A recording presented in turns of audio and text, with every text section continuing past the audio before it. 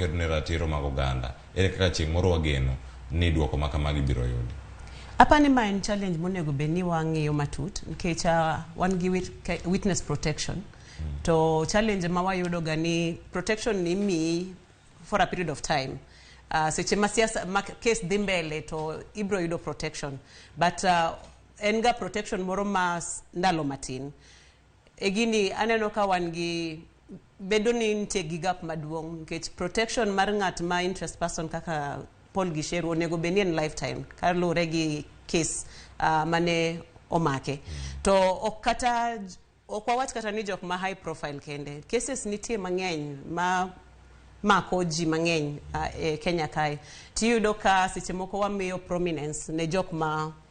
madongo to piny kae ji tho pile inyalo yudo ni jomoko tho to be ok landgi kaka koro mar Paul Gisheru ni koro oselanda yanga omiyo aparo ni stakeholders te ma bedo involved e watch election onego beni tiyo kanyakla mondo osil